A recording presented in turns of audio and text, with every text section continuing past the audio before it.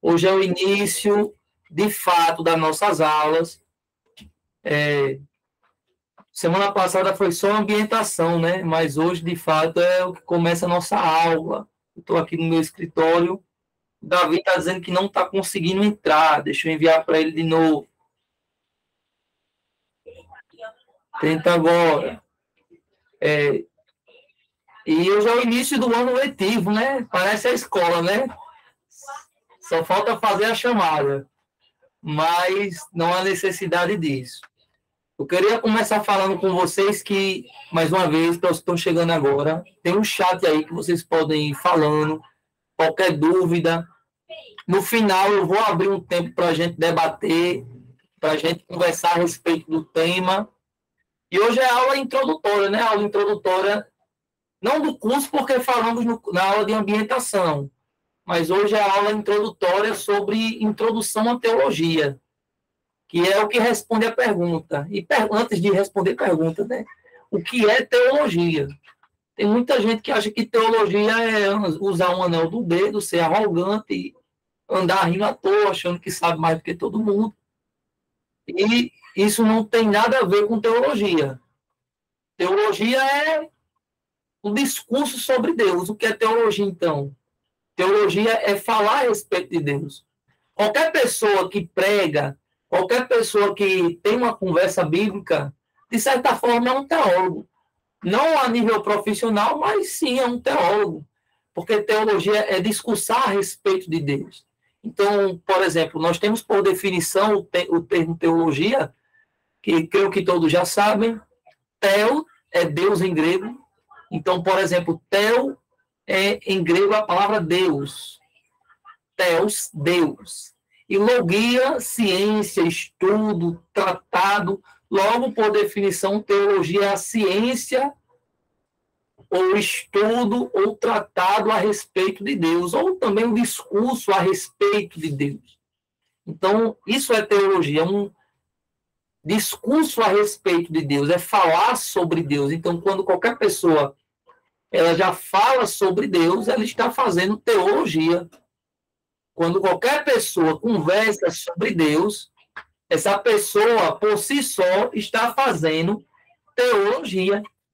Qualquer pessoa que conversa a respeito de Deus. Então, se você já conversa a respeito de Deus, se você é pregador, se você é um diácono, se você tem oportunidade na sua igreja, de certa maneira, você é um teólogo empírico, é um teólogo na prática.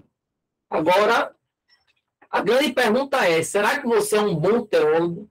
Será que quando você fala a respeito de Deus, você fala com propriedade? Ou será que você apenas fala por falar? Então, o primeiro tópico da nossa aula é justamente o zelo pela palavra de Deus. A palavra do Senhor diz que o Senhor é um Deus zeloso. Então, para você falar a respeito de Deus, você tem que entender a palavra de Deus. A nossa base para a palavra de Deus é a Escritura. Mas tem muita gente que fala a respeito de Deus sem conhecer nada sobre Deus. E quando eu estou falando aqui conhecer nada sobre Deus, não significa que nós estamos colocando Deus num laboratório, numa caixa para estudar. Não. Nós estudamos Deus a partir de sua palavra. Nós estudamos a palavra de Deus. Nós cremos que Deus se revelou. A revelação é o que nós chamamos de autoteus. É Deus que decidiu se revelar ao homem. Não foi o homem que foi buscar a revelação de Deus. Se pararmos para prestar atenção na palavra de Deus, é Deus que se revela a Abraão. É Deus que se encontra com Abraão. Então, se porventura Deus não tivesse se encontrado com Abraão, Deus não tivesse se revelado a Abraão, se Deus não tivesse marcado o encontro com Abraão, nós nunca poderíamos falar sobre Deus. Porque a promessa começa com Deus se encontrando com Abraão. É Deus que se revela a Abraão. É Deus que se apresenta a Abraão. E dentro dos conceitos limites da teologia, é justamente o que queremos fazer, apresentar limites. Até onde a teologia pode ir, até onde a teologia não pode ir.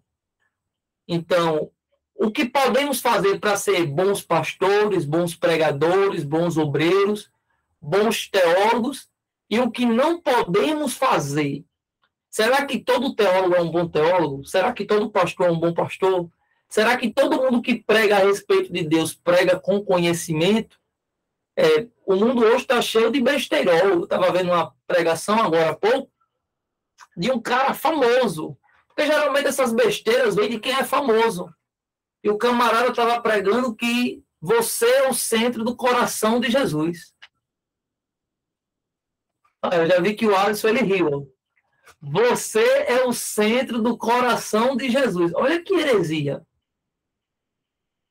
Então, é a típica pregação do século XXI, a pregação antropocêntrica, que coloca o homem como o centro da pregação de Deus, que coloca o homem como eu posso dizer, coloca o homem como se ele fosse, como eu posso dizer, o próprio Deus.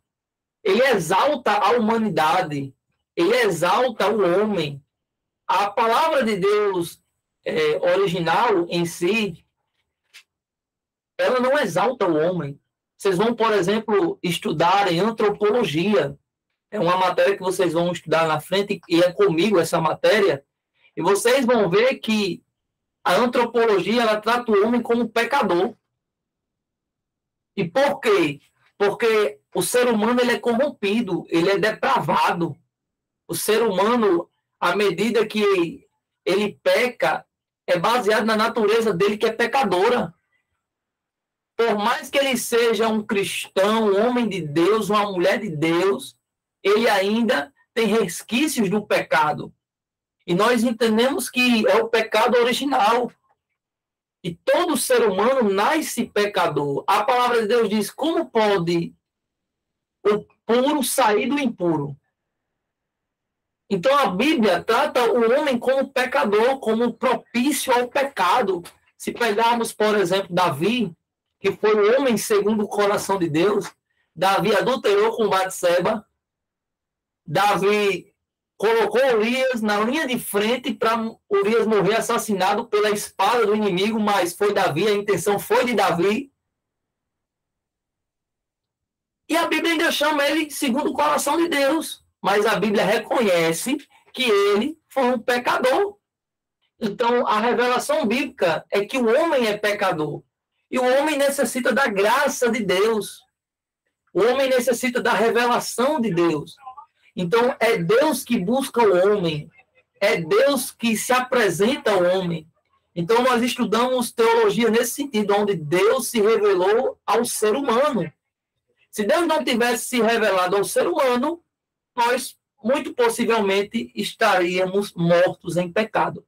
Mas graças a Deus, que pelo seu beneplácito, pelo seu poder, ele se revelou ao ser humano. Então, eu queria falar sobre a origem da teologia. Então, a teologia, ela começa com os filósofos. A teologia, ela começa com os filósofos. Os filósofos foram os primeiros teólogos. Por quê? Porque eles discursavam a respeito de Deus. Os primeiros teólogos foram os filósofos. E eles falavam sobre a teogonia e a cosmogonia. Eles começaram a falar sobre teologia no intuito de compor poemas em honra aos deuses pagãos. Assim nasce a mitologia, né? Então, eram os discursos que os filósofos faziam a respeito dos deuses pagãos. E a teologia, ela nasce no berço da filosofia. O primeiro a chamar teologia de teologia em si foi Clemente, um dos pais da igreja. Ela viveu em 200 e alguma coisa, ele. E Clemente, ele chama teologia justamente para contrapor a mitologia. Enquanto a mitologia era o estudo dos mitos dos deuses pagãos, Clemente vai dizer que teologia é o estudo do verdadeiro Deus. Ele está criando ali uma espécie de antítese. Então, nós temos a divisão entre mitologia e teologia. Agora, qual é o papel da teologia? Teologia, como eu falei na ambientação, não é fábrica de pastores. Mas também teologia não é fábrica de teólogos. Aqui a gente tem pouco mais de 10 alunos assistindo a aula.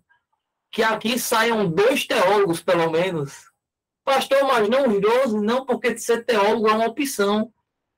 O teólogo, ele é alguém muito necessário, porque é ele que vai estudar as doutrinas, é ele que vai rejeitar a heresia, é ele que vai escrever, é ele que vai ajudar o pastor, ajudar a igreja.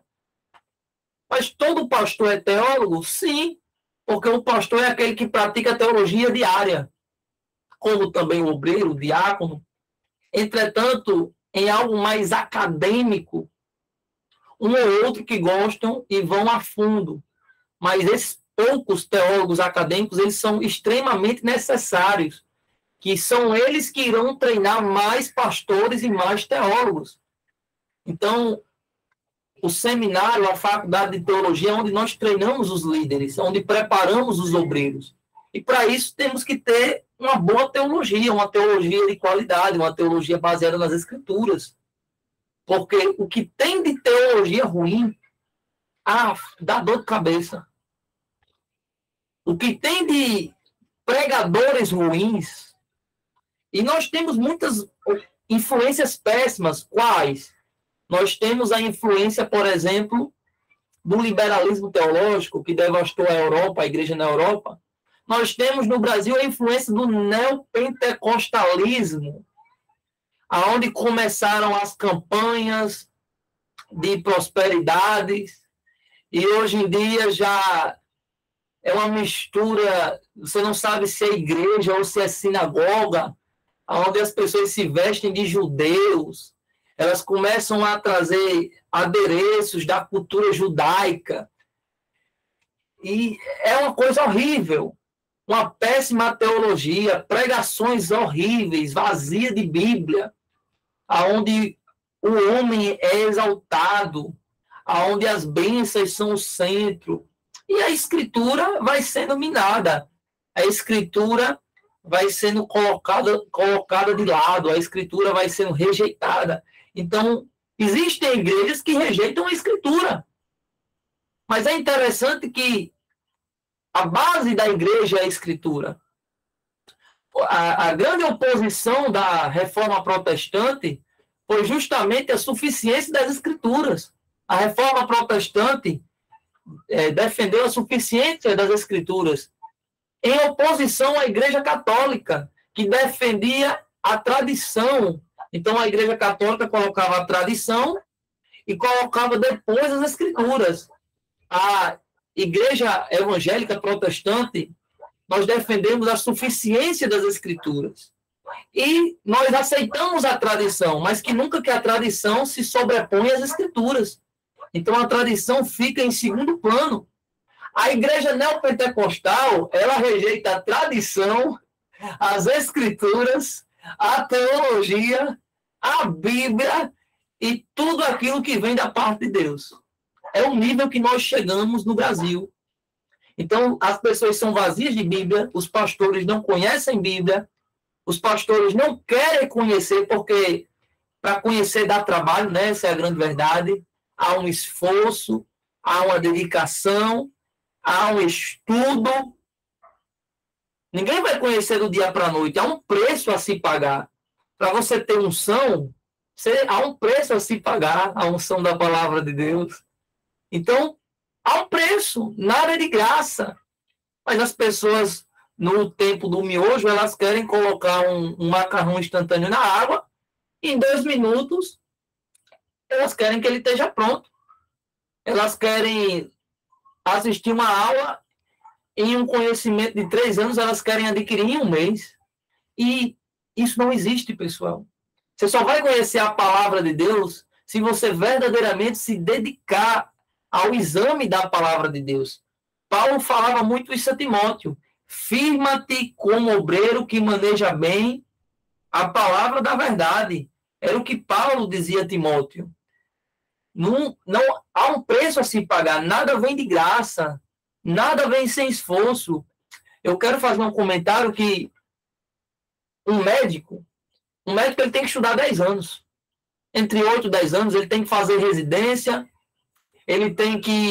alguns médicos têm que fazer até pós-graduação para ele poder trabalhar como médico. O advogado ele tem que fazer 5 anos um curso de direito. Aí, os crentes que detêm a palavra de Deus, que detêm o verdadeiro conhecimento da verdade, eles querem subir de todo jeito, sem pagar preço, sem ter que aprender. Então, olha como a ordem dos valores foi invertida. Antes do camarada aprender, ele já quer ensinar. Isso está errado. Antes de você ser um professor, primeiro você tem que ser um aluno.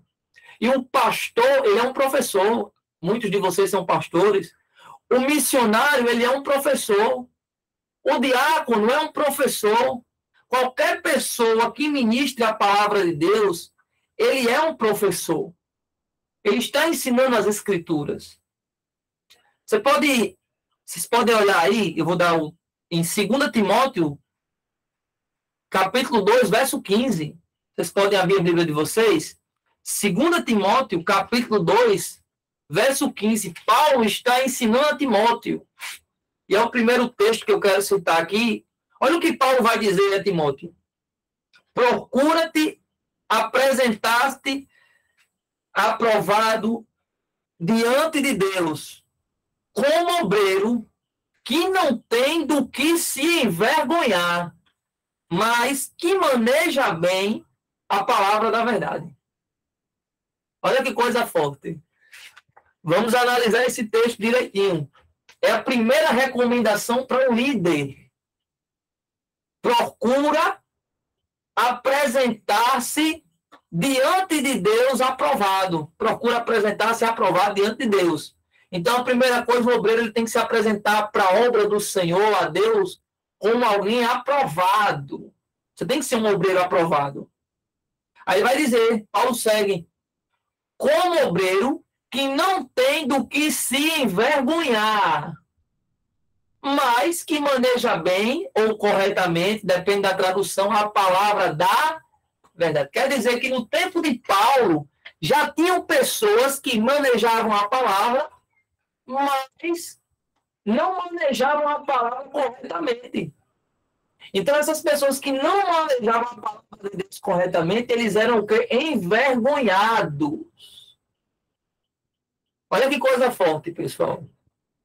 Quer dizer que quem não maneja a palavra de Deus de maneira correta é envergonhado. É por isso que Paulo está dizendo a Timóteo, procura apresentar-se a Deus como obreiro aprovado, que não tem do que se envergonhar, mas que maneja bem a palavra da verdade. Quanto é a quantidade que tem de pessoas que não manejam bem a palavra? E se você for conversar com essas pessoas, elas rejeitam. Elas não querem aprender, elas rejeitam a Bíblia. Uma vez eu estava numa igreja e um camarada, isso me marca, um pastor pregando, ele levantou a mão e disse, olha, irmão, eu não preciso ler a Bíblia toda. Eu não preciso conhecer a Bíblia. Eu disse, eu não estou acreditando que eu estou ouvindo isso da boca de um pastor, não. Se o pastor está dizendo que não precisa conhecer a Bíblia, imagine os membros de tal igreja. Será que eles vão conhecer a Bíblia? Se o pastor, em vez de ensinar, em vez de enfatizar o conhecimento das Escrituras, ele está rejeitando o conhecimento das Escrituras.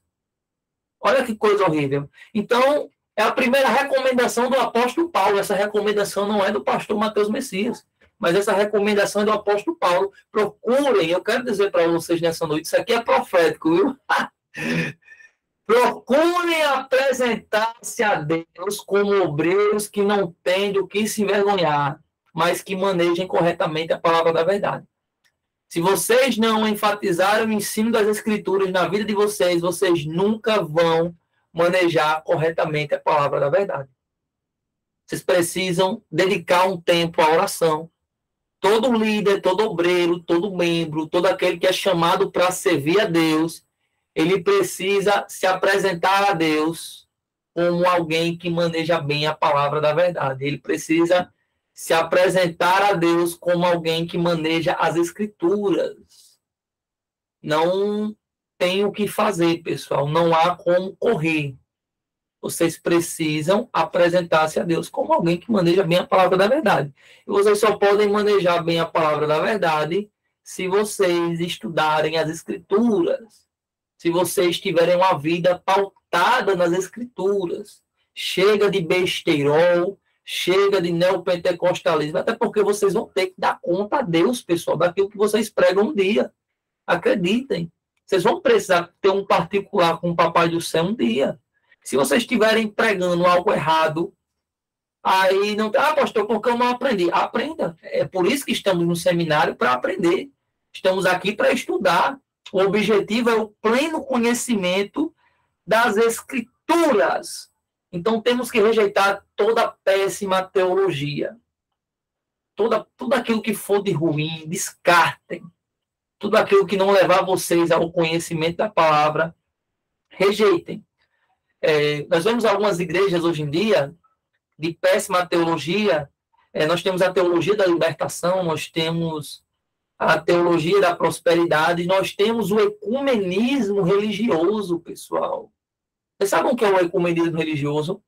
É os pastores hoje que eles estão brigando, dizendo que nós temos que andar lado a lado com a Igreja Católica, com o Espiritismo, nós temos que andar lado a lado com as igrejas, algumas outras igrejas também que não me cabe falar agora. E ele fala que todos nós iremos para o céu, nós somos irmãos dos católicos. Não, irmão, nós não somos irmãos dos católicos. A Igreja Católica ela é uma igreja herege. Ela é uma igreja que aposta toda a verdade. Ela é uma igreja idólatra. A Reforma Protestante ela enfatiza os 5 solas. Sola fide, sola gratia, sola deo gloria, sola escritura. Então, nós enfatizamos que a palavra de Deus ela é autossuficiente. A Igreja Católica ela enfatiza a tradição, a comunhão dos santos. Enquanto nós temos 2 sacramentos, que são o batismo e a Santa Ceia, a Igreja Católica ela tem 7, 8 sacramentos. E tem alguns pregadores hoje em dia que está na moda que o camarada vai pregar na Igreja Católica, a Igreja Católica ele traz o padre da Igreja Católica para pregar na igreja dele, e ele enfatiza a união de irmãos, não porque nós somos irmãos, não, nós não somos irmãos. Nós não somos irmãos no sentido de que somos irmãos em Cristo, não.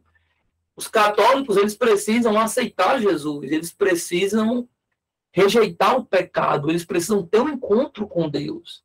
Eu não sou ecumênico. Eu rejeito o ecumenismo. O ecumenismo é uma heresia. O ecumenismo é uma maneira de misturar a palavra pura com a palavra impura. Então, a teologia ecumênica que tenta ali um meio termo de que eles também irão para o céu. E a idolatria, o pecado de idolatria, fica onde? Então, o ecumenismo ele é uma péssima teologia.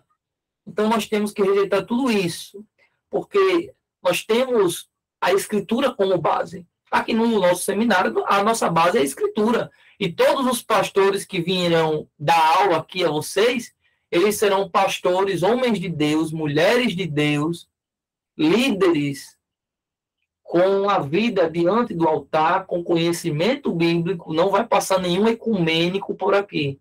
Nós queremos líderes que verdadeiramente defendam as Escrituras. Até porque vocês serão preparados para defenderem as Escrituras. Amém? Então vamos para o próximo ponto, que eu queria falar para vocês sobre cosmovisão. Então, eu queria começar falando sobre cosmovisão na aula de hoje. Eu falei um pouco sobre a péssima teologia. E cosmovisão significa cosmo, em grego, mundo. Visão é visão mesmo. Então, cosmovisão é a visão de mundo. É a maneira como você enxerga o mundo. É a maneira como eu enxergo o mundo. Dentro da religião, a maneira como a igreja evangélica enxerga o mundo. A maneira como o catolicismo enxerga o mundo. A maneira como a Umbanda, como a Quimbanda, como o Candomblé, como qualquer religião enxerga o mundo. Por exemplo, Charles Darwin, ele enxergava na visão de mundo dele, na cosmovisão dele, que, por exemplo, o homem ele evoluiu de um elo perdido entre o Homo sapiens e o macaco, né? Ele não diz que o homem veio do macaco. Ele diz que o ser humano veio de um parente próximo do macaco. Ele chama esse parente próximo de elo perdido, porque ele nunca conseguiu provar que o elo perdido, ninguém nunca conseguiu provar esse elo perdido. Por isso que é o elo perdido. Ninguém nunca conseguiu encontrar esse elo perdido. Então, na visão darwinista, o ser humano ele foi evoluindo até ele chegar no que ele é hoje. O ser humano, como temos hoje, o Homo sapiens, ele é produto de uma grande evolução.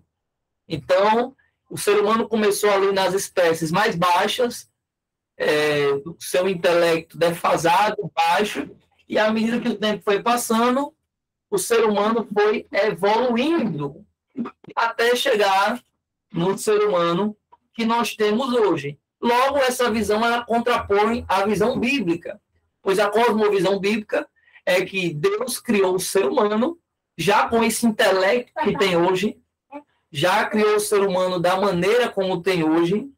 Então, o ser humano já foi criado inteligente, ele já foi criado perfeito, ele não precisou evoluir.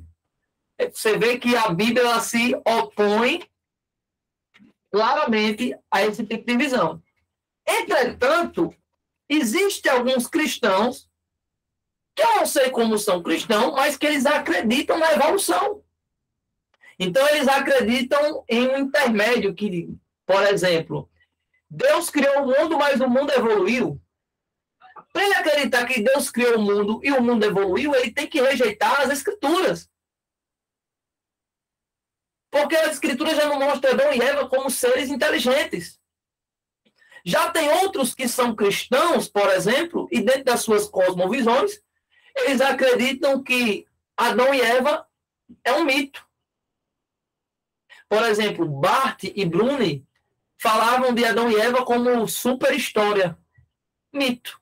O que é uma super história? É uma história fictícia. Então, é mito. Existem cristãos que, olha, eu creio em Jesus Cristo, eu creio na palavra, mas eu não creio que Adão e Eva existiram. Se Adão e Eva não existiram, olha as consequências teológicas disso, pessoal. Se Adão e Eva não existiu,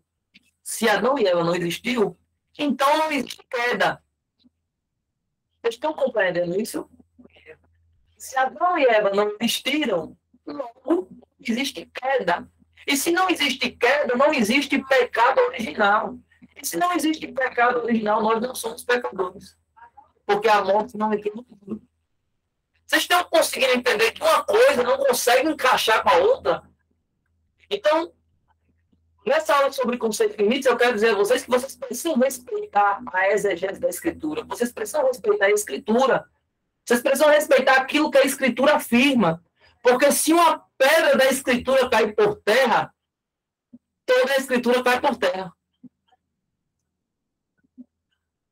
Não tem como você acreditar que, por exemplo, Adão e Eva é um mito e acreditar que Jesus veio morrer por nossos pecados. Porque a Escritura diz que todos pecamos em Adão. Então, todos nós pecamos em Adão. Esse é o pecado original. Adão ele foi chefe federal da raça humana. Ele é o cabeça da humanidade. Então, quando Adão peca, todos nós pecamos nele. Todos nós pecamos em Adão. Logo, todos nascemos pecadores como posteridade de Adão, como descendentes de Adão, não só como filhos, mas também porque havia algo legal ali. Nós trabalhamos a questão do pacto de obras, então, quando Adão pecou, não quebrou o pacto com Deus. E, diante a isso, a consequência foi que a morte entrou no mundo. E a morte passou a todos os homens. Então, a morte passou a todos os homens, porque todos pecaram em Adão. Eu queria que vocês abrissem a Bíblia de vocês em 5, vocês podem olhar aí. Romanos 5, versículo 12. Cortou. Qual livro? Não entendi, desculpa. Romanos 5, 12.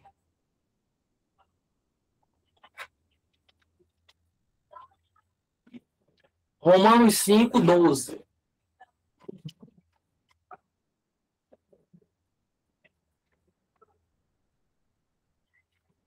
Deixa eu ler aqui para vocês.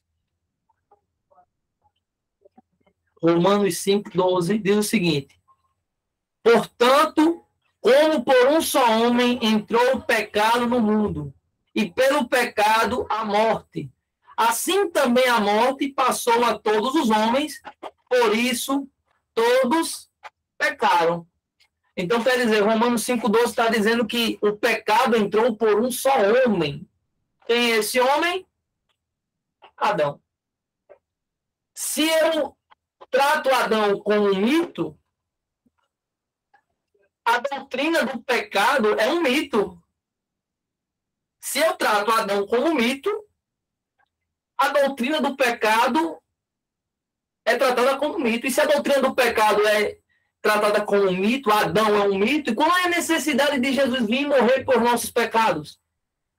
Mas existem pessoas que não acreditam em Adão e Eva, acreditam na evolução, mas ainda assim acreditam na palavra de Deus. Então isso é uma confusão, pessoal. Isso é um problema de relativismo. Tem muita gente que tem essa questão, esse problema de relativismo. Trata tudo como se fosse algo relativo. Olha, isso aqui é relativo, isso aqui é relativo, isso aqui é relativo. Ou você aceita a Escritura, ou você rejeita a Escritura. Você não pode tratar a Escritura como relativa. Ou a Escritura é a palavra de Deus, ou a Escritura não é a palavra de Deus. Nós aqui no Instituto Bíblico Batista, nós tratamos a Escritura como a palavra de Deus suficiente, a palavra de Deus verdadeira. Então, a palavra ela é verdadeira, ela é eficaz, e como Paulo disse a Timóteo, você precisa aprender a manejar essa palavra. E o papel da teologia é fazer você entender e manejar essa palavra. O papel da teologia é preparar você para lidar com essa palavra, porque essa palavra é muito poderosa. Então, o papel do teólogo é procurar entender as Escrituras e procurar entender as doutrinas da Escritura, porque a Escritura ela trata sobre doutrinas. Por exemplo, eu sou professor de teologia sistemática e a sistemática é a base que trata as doutrinas. Então, soteriologia, doutrina da salvação, como é que a salvação é feita? Armateologia, doutrina do pecado, vamos estudar melhor o pecado. Antropologia, que é a doutrina do ser humano. Teontologia, a doutrina do ser de Deus. Cristologia, Jesus Cristo é Deus. É aquilo que a Escritura afirma que é. A paracletologia, que é a doutrina do Espírito Santo. A Escritura também afirma que o Espírito Santo é Deus e lista atributos de Deus a ele. Então, essa é a área da sistemática. A Escritura, ela procura entender essas doutrinas que são reveladas na própria Escritura e ela nos ensina. E o papel do teólogo é procurar entender isso e trazer para a igreja. Procurar entender todas as doutrinas reveladas na Escritura. Então, a teologia procura entender Deus como a realidade última. Por exemplo, a teologia ela trata Deus como o alfa e o ômega. Quando a gente olha para Apocalipse já diz que Jesus se declara o alfa e o ômega, o princípio e o fim. Então, para a Escritura, Deus é o autor de todas as coisas. Deus é o criador de todas as coisas. Deus é o consumador de todas as coisas. A finalidade última do homem é glorificar esse Deus. A finalidade da teologia é glorificar esse Deus. E nós entendemos que Deus é o criador, mantenedor, sustentador de todas as coisas, e ele é o fim de todas as coisas. Até porque ele é eterno. E eu acho interessante o próprio nome de Deus, que é o Eu Sou. Então, a nível de teologia, até de filosofia, Deus não existe, pessoal. Pastor, o senhor está dizendo que Deus não existe? Estou Porque Deus é. Tudo que existe é criado. Tudo, eu e você existimos. Por quê? Porque nós somos criaturas de Deus, nós somos feitos por Deus. Deus, ele é anterior à criação. Deus subsiste de si mesmo. Para Deus existir, Deus teria que ter sido criado. Então, Deus não existe. Deus é. Ele diz, eu sou o que sou. Seria algo mais ou menos como eu serei o que sempre serei. Então, ele se declara lá a Moisés em Êxodo 3:11 em diante, no diálogo entre Deus e Moisés. Deus vai dizer, eu sou o que sou. E você dirá assim aos filhos de Israel, eu sou, me enviou a vós. Então, ele se declara como o grande eu sou. Então, a teologia verdadeira, a teologia bíblica, ela parte do pressuposto de que Deus é, de que Deus é a realidade última, de que a finalidade do homem é glorificar a Deus, de que o propósito de teologia é levar pessoas a amarem a Deus, é preparar líderes para defender essa palavra, que é a palavra viva e eficaz. Então, esse é o papel do teólogo. Logo, a gente analisa que o papel do teólogo não é estar debatendo nas esquinas da feira. O papel do teólogo é levar as pessoas a conhecerem e amarem a Deus. Porque só pode amar a Deus quem conhece. Quem não conhece a Deus não consegue amar, porque você não pode amar um desconhecido. E voltando para a cosmovisão, nós temos o pressuposto. Nós temos a ideia de que, dentro da teologia, nós temos duas revelações. Nós temos a revelação geral e nós temos a revelação especial. Então, por exemplo, a revelação geral é como as pessoas enxergam aquilo que Deus decidiu revelar para sabermos que ele existe. Por exemplo, nós observamos a natureza, nós observamos o sol, nós observamos o mar. Eu moro aqui na praia do Manaíra, tem gente que ri quando eu conto essa história, mas a gente chega para o mar ali e diz, rapaz, olha, que marzão.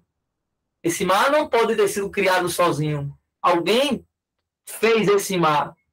Rapaz, como é que o sol ele é tão bonito? Rapaz, alguém criou esse sol. Logo, a mente dela, pessoal, entende que existe um Deus que criou todas essas coisas. Se vocês voltarem atrás, lá no passado, quando o homem caiu, o homem se afastou de Deus, e o homem se desviou de Deus, o homem, lá no passado, ele olhava para o sol e ele terminava idolatrando o sol. Porque ele olhava para o sol e dizia, olha, esse sol é muito bonito, esse sol nos dá luz, esse sol nos dá vida, esse sol tem que ser um Deus. Ele olhava para as águas e dizia, rapaz, como é que... Não, algum Deus criou essas águas, tem que ter um ser divino. Só que isso levava ele à idolatria. Então ele olhava para o sol, idolatrava o sol. Ele olhava para a lua, idolatrava a lua. Ele olhava para as estrelas, idolatrava as estrelas.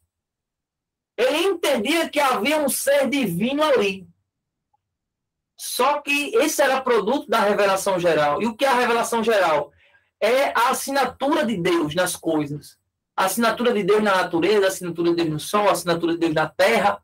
O ser humano, ele contempla tudo isso e a mente dele entende que existe um ser muito maior do que ele.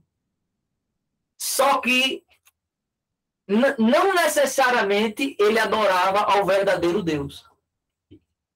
Então, a revelação geral, embora ela seja a assinatura de Deus na criação, ela não consegue levar o ser humano a conhecer o verdadeiro Deus.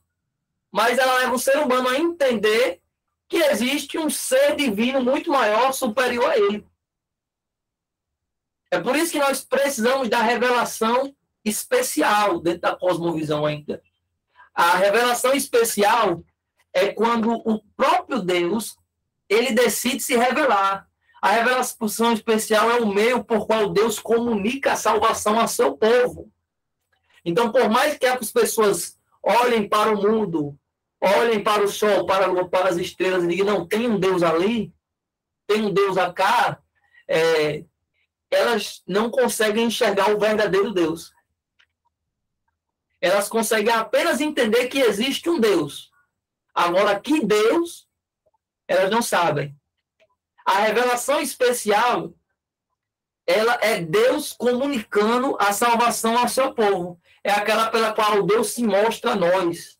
Por exemplo, Abraão é fruto da revelação especial. A revelação geral, ela não é salvífica em seu caráter. A revelação especial, sim, ela é salvífica.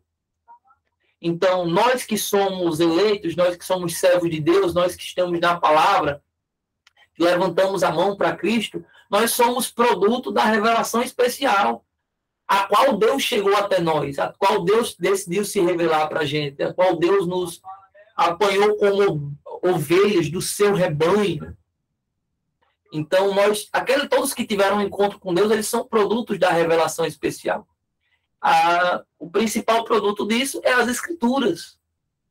Então, existe uma necessidade de um bom conhecimento das Escrituras.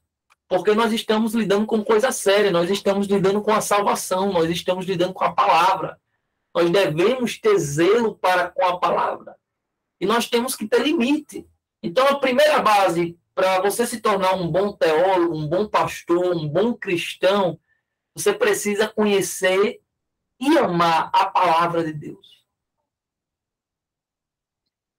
Você precisa conhecer, amar e ter zelo para com a palavra de Deus.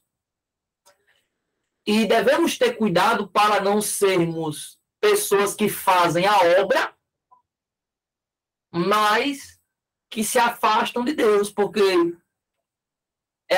parece que é uma antítese, mas não é. Existem pessoas que elas são servos da obra, mas elas não mais são servos de Deus. Elas fazem a obra, mas elas não conhecem o Deus da obra. Então, por exemplo, uma pessoa que ela não lê a palavra, que ela não estuda a palavra, que ela não ama a palavra, existe uma probabilidade delas ter se afastado de Deus. Porque quem transmite para nós é a própria palavra.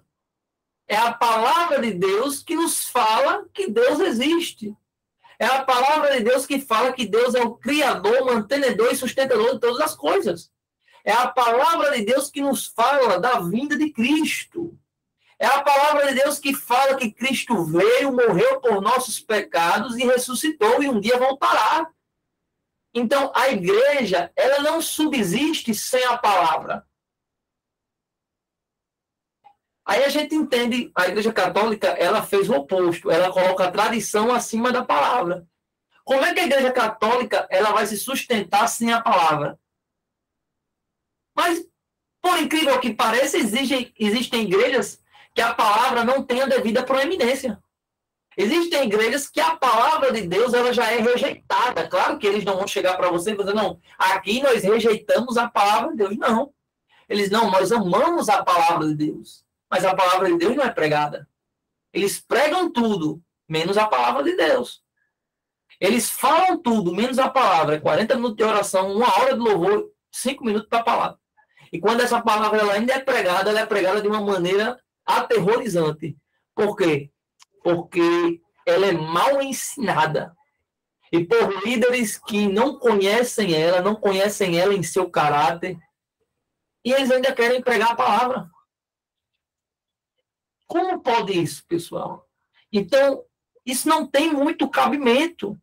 Vocês, como ministros do Evangelho, vocês carregam o peso da palavra de Deus. Nós seremos julgados pela palavra de Deus. A palavra de Deus ela é o meio de vida do cristão. O Salmo 119 vai dizer que a tua palavra é lâmpada para os meus pés e luz para o meu caminho. Então, a palavra de Deus ela é aquela que ilumina o caminho do cristão. A palavra de Deus é a lanterna que guia o caminho do cristão. É a palavra do Senhor. É a palavra que nos fala do pecado de Adão. É a palavra que nos fala da revelação de Abraão. É a palavra que nos fala do nascimento de Cristo.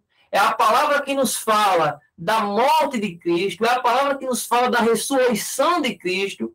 É a palavra que nos fala dos últimos tempos, do fim dos dias. É a palavra que prepara a igreja para o encontro com Cristo. É a palavra que me garante a salvação. Então, como é que eu irei rejeitar a palavra? Mas, pastor, eu não rejeito. Talvez você rejeite na maneira de você tratar a palavra. Você não pode rejeitar a palavra. Você precisa entender que a palavra, ela deve guiar todos os teus passos. A palavra, ela deve guiar todas as tuas ações, todas as tuas atitudes. A palavra, ela deve ter proeminência na tua vida. Aí nós temos um outro porém. Aquelas pessoas que dizem que não tem tempo. E hoje é mais comum, né? As pessoas dizem, eu não tenho tempo, pastor. Pastor, como é que eu falei a Bíblia? Eu não tenho tempo de ler a Bíblia. Será que a pessoa verdadeiramente ela não tem tempo de ler a Bíblia? Será que ela não tem tempo de estudar a palavra? Ou será que ela coloca a palavra em último lugar? Porque só existem dois tipos de cristão. Existe um cristão que coloca a palavra em proeminência, em primeiro lugar na vida dele. Ele tem uma vida baseada na palavra, ele procura sempre estar estudando as escrituras, ele procura sempre estar lendo a palavra de Deus, ele faz o devocional dele diário, ele sempre está em comunhão, em oração, ele está procurando ter uma vida de piedade para com Deus. E existe o cristão que negligencia tudo isso. Que ele tem tempo para TikTok, ele tem tempo para o Kawaii, ele tem tempo para jogar bola, ele tem tempo para trabalhar, ele tem tempo de ir na festa, mas a palavra de Deus ele não tem. Ele lê na igreja porque tem que ser lido na igreja. Tem alguns pregadores que dizem, não, eu não tive tempo de me preparar, pessoal. Eu vim pregar hoje aqui, mas seja o que Deus quiser. Não, pessoal, não pode isso. Principalmente você que é um ministro, que é um pregador. Você precisa ter tempo de leitura. Você precisa ter tempo de ler a palavra. Você precisa ter tempo de meditar na palavra, até porque você tem que aprender o que está na palavra. Por dois motivos, para que você não venha ensinar de maneira errada, porque Deus vai te julgar. Olha o dedo do juízo aqui, viu? Deus vai te julgar. Você que talvez esteja pregando a palavra de maneira errada, de todo jeito, esteja rejeitando, Deus vai te julgar. Você vai ser julgado como alguém que não teve zelo pela palavra dele. E a palavra de Deus, ela é aquilo que temos de mais necessário. Então, o bom teólogo,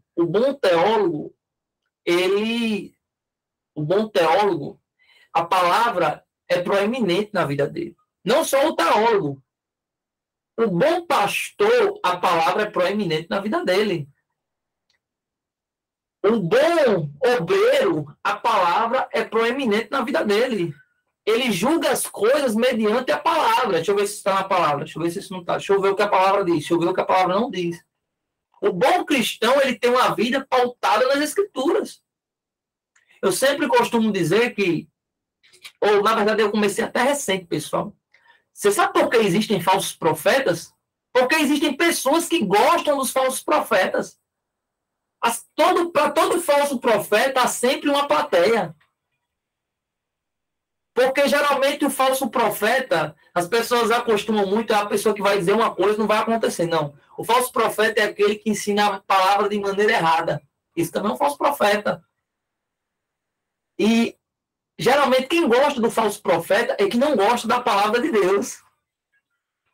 Geralmente quem gosta do falso profeta é porque ele prega de uma maneira que as pessoas gostam dele, ele agrada as pessoas, ele sempre agrada. Dificilmente ele fala sobre pecado, dificilmente ele fala sobre a palavra ser proeminente, geralmente ele fala apenas em vitória, é aquela pregação antropocêntrica, aquela mesma pregação chola, sabe? É por isso que as pessoas gostam do falso profeta. Então, a base para você ser um bom teólogo é você ser um estudioso das Escrituras. Então, você precisa colocar a palavra como proeminente na tua vida. A palavra, ela tem que ter o primeiro lugar na tua vida. A palavra de Deus. Paulo, ele já combate essas coisas. E eu cito muito Paulo porque Paulo é o melhor teólogo de todos os tempos depois de Cristo. Paulo, ele fala acerca de todos os assuntos. As cartas de Paulo praticamente falam sobre tudo isso. E ele fala que haverá um tempo que as pessoas gostariam de ouvir profetas que seriam comichões nos seus ouvidos. Deixa eu abrir aqui em 2 Timóteo, novamente, capítulo 4, verso 3. 2 Timóteo 4, verso 3, olha o que Paulo vai dizer. Pois virá um tempo em que não suportarão a sã doutrina. Ao contrário, sentindo coceiras ou comichão nos ouvidos, juntarão para si mestres segundo os seus próprios desejos. Olha que coisa forte, pessoal. Talvez tem pessoas aqui que nunca ouviram esse versículo. Mas olha o que Paulo está dizendo. Se Paulo fosse pregar hoje nas igrejas, em misericórdia. Pois virá um tempo em que não suportarão a sã doutrina, mas tendo grande desejo ou comichão nos ouvidos,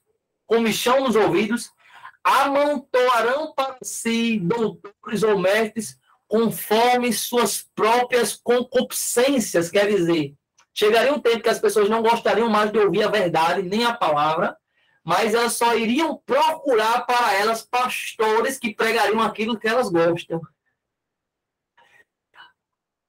Vocês podem, comentem no chat aí. 2 Timóteo, capítulo 4, versículo 3. Comentem aí.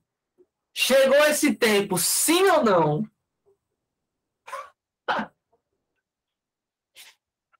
Quem acha que não chegou esse tempo?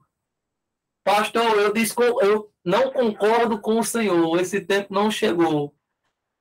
Seja o primeiro a falar que chegou esse tempo, pessoal. E todo mundo concordando. Chegou.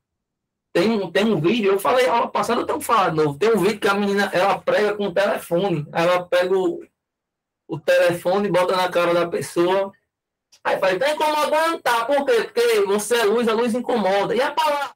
Não tem palavra, não. Então, a gente já vive esse tempo. A gente vive esse tempo que as pessoas, elas procuram, por exemplo, a igreja que agrade a elas. Não, vou procurar uma igreja que eu congregue, que me agrade, a igreja que isso, a igreja que aquilo. Elas não procuram mais pastores, não. Meu pastor é um homem da palavra, a minha pastora é uma pastora da palavra, meu missionário é alguém da palavra. Elas procuram, geralmente, pessoas que preguem o que elas desejam ouvir. E nós aqui, pessoal, somos interdenominacionais. Nós recebemos obreiros de pastores de todas as congregações, como tem vocês aí da Assembleia, vocês que são da Batista, vocês que são da Pentecostal, vocês que são da Presbiteriana. Mas a palavra ela precisa ser proeminente. Você não pode procurar uma igreja para pregar o que você quer ouvir. Você tem que procurar uma igreja que seu pastor ele zele pela palavra. Até porque você vai ser julgado pela palavra. É a palavra que tem que guiar a igreja, não a igreja que tem que decidir o que tem que ser pregado.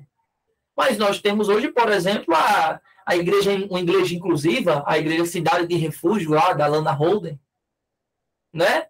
E eu fico imaginando assim, o que se prega nessa igreja? Eu fico abismado que deve ter muitas pessoas que frequentam aquela igreja. E por que lá? Porque lá ninguém fala que homossexualismo é pecado. Por quê? Mas a palavra de Deus, não é o pastor Mateus que está dizendo, é a Bíblia. Então, se eu quiser taxar alguém, você tem que taxar a Bíblia. E se você taxar a Bíblia, você tem que saber que a Bíblia é a palavra de Deus. Nós aqui enfatizamos que a Bíblia é a palavra de Deus inerrante. A palavra de Deus é inerrante. Ela é suficiente. Ela é a palavra da verdade, como Paulo disse a Timóteo. Então, quem fala que o homossexualismo é pecado é a palavra de Deus, que é a Bíblia Sagrada. E a Bíblia vindica para si o título de palavra de Deus. Então, vocês precisam entender isso. Vocês querem ser obreiros de Deus ou vocês querem apenas agradar a homens. Vocês querem pregar para a plateia. Vocês querem aprender para a plateia. O nosso propósito é levar você a amar Deus, pessoal. Então, até o fim do curso, tenham ânimo, tenham força.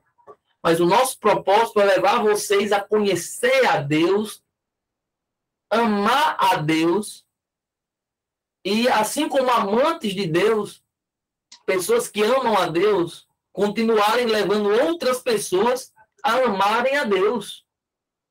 Esse é o propósito do cristão, esse é o papel do cristão, esse é o papel do obreiro, esse é o papel do teólogo, esse é o papel do pastor. Qual é o material de trabalho do teólogo e do pastor? É a Bíblia. A Bíblia é o nosso material de trabalho. E como a Bíblia é nosso material de trabalho, nós não podemos estar procurando outras ferramentas de trabalho. A Bíblia é o material de trabalho. É a palavra de Deus. Então, nós entendemos que a Bíblia é a palavra de Deus inerrante, suficiente. Nós afirmamos só a Escritura, que a palavra de Deus é suficiente. Então, nós temos que rejeitar todos os opositores da palavra. E eu acredito, pessoal, há muita gente que se opõe à palavra. Há muitas igrejas que hoje se opõem à palavra. Há muitos pastores que hoje se opõem à palavra. Nós temos, por exemplo, lá o caso do René Kivitz, né?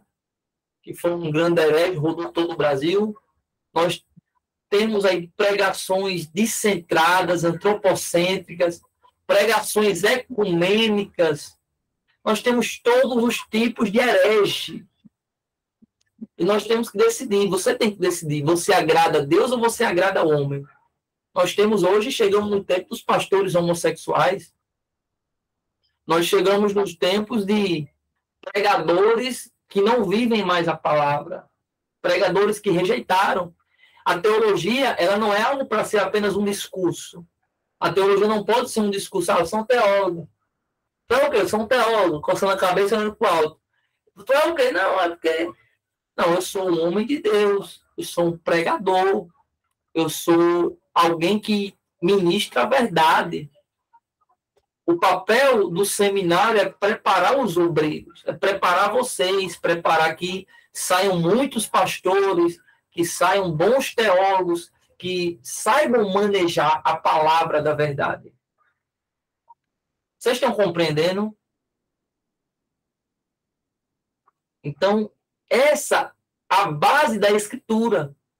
A nossa base é a Escritura. Mas aí tem um grande porém. Tem aqueles que dizem, pastor, mas a minha base é a Escritura. Mas não conhece a Escritura. Não gosta de ler a Escritura. Não ora a Escritura. Não estuda a Escritura. Aí vamos feijão com arroz. Salmo 1. Eu amo o Salmo 1, pessoal. O Salmo 1 é uma tapa na cara do crente. O Salmo 1 é uma tapa na cara do crente. Diz, bem-aventurado o homem que não anda segundo o conselho dos ímpios. Não se detém no caminho dos pecadores e nem se assenta na roda dos escarnecedores. Mas antes tem o seu prazer na lei do Senhor. Nela medita de dia e de noite. Olha que coisa forte. Bem-aventurado o homem que não anda no conselho dos ímpios, não se detém no caminho de pecadores e nem se assenta na roda dos escarnecedores. Quer dizer, em vez de estar andando com os ímpios, com os que não são crentes, em vez de estar metido com os pecadores, fazendo o que deve, não deve, né? Em vez de estar na roda dos escarnecedores, que são aqueles que vêm falando mal da igreja, que vêm falando mal dos pastores, ele tem o prazer na lei do Senhor. Qual é a lei do Senhor? É a palavra. ele tem o prazer ali em estar meditando na palavra, em estar estudando a palavra. Ele está ali meditando, ele está ali aprendendo, ele está ali crescendo. Aí o verso 3 traz uma promessa. Ele será como uma árvore plantada junto a ribeiros de água, a qual dá o seu fruto no tempo certo, as suas folhas não cairão, e tudo quanto fizer prosperará. Quer dizer, ele vai prosperar. Olha que palavra profética. Quer dizer, ele vai prosperar. Prosperar em quê? Em conhecer o Senhor. Ele vai prosperar em aprender com o Senhor. Ele vai prosperar. Por quê? Porque em vez de ele estar fazendo o que não deve, ele está na palavra. Qual o papel do pastor? Está na palavra. Qual o papel do obreiro? Está na palavra. Qual o papel do cristão? Está na palavra.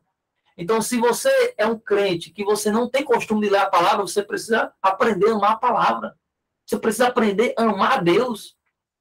O pastor Manuel Agostinho, que é um homem de Deus, ele vai ser professor de vocês em algumas matérias, mas ele tem um bom discurso, e vocês vão ouvir, sobre o amar a Deus acima de todas as coisas. Ele fala com propriedade como alguém que ama a Deus. Ele fala muito do amor de Deus. E eu acho lindo o discurso dele sobre o amar a Deus acima de todas as coisas, sobre todas as coisas. Porque ele fala como alguém com propriedade, como alguém com interesse, como alguém verdadeiramente que ama, como alguém que sabe do que está falando. Quantas pessoas não conhecem ao Deus de Israel? Quantas pessoas não conhecem ao Deus da igreja? Quantas pessoas não amam a Deus? Não conhecem a Deus? Elas falam de Deus como um desconhecido. Elas falam de Deus como elas falam sobre qualquer coisa. Um discurso vazio, um discurso sem ânimo, um discurso sem amor, sem poder. É como se for, eles falam de Deus como algo abstrato, sem conhecimento de causa.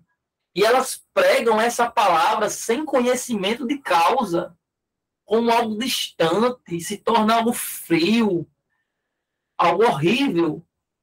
Porque elas não falam de algo que elas realmente vivem. Elas falam como se fosse uma conversa de bar, como alguma coisa parecida. Então, o papel do teólogo, ou a base do teólogo, é justamente amar a Deus sobre todas as coisas. O papel do teólogo é amar a esse Deus sobre todas as coisas.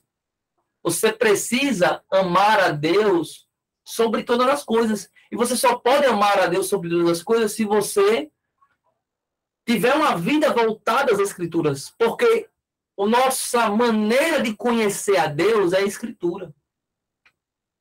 É a Escritura que nos fala do amor de Deus.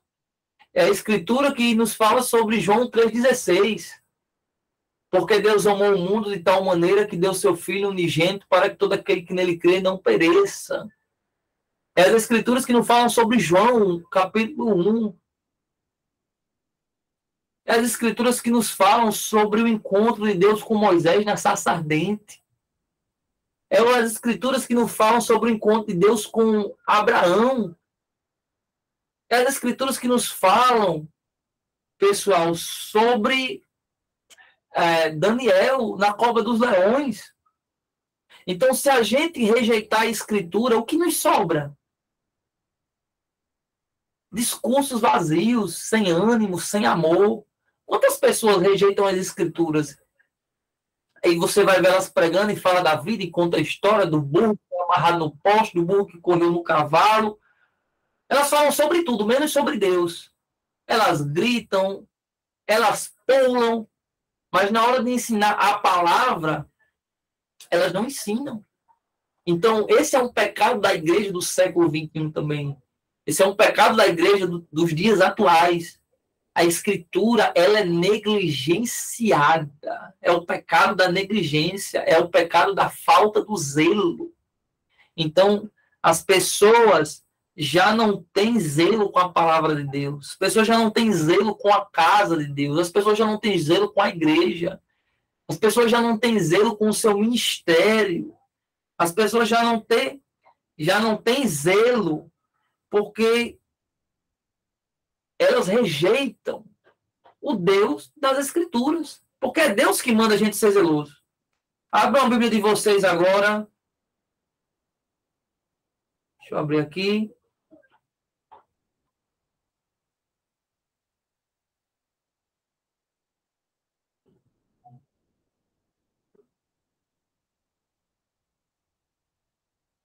Em Naum, capítulo 1, versículo 2.